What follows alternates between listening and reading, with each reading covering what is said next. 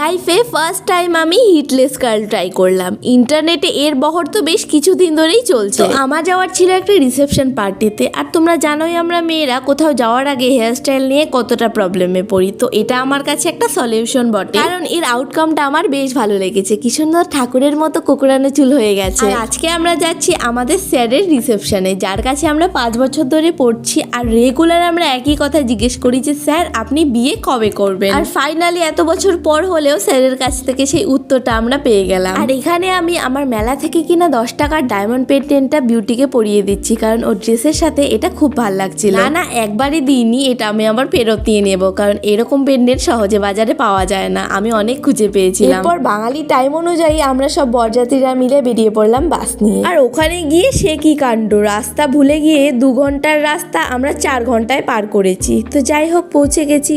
এরপর যা হবে পরের ব্লগে শেয়ার করব।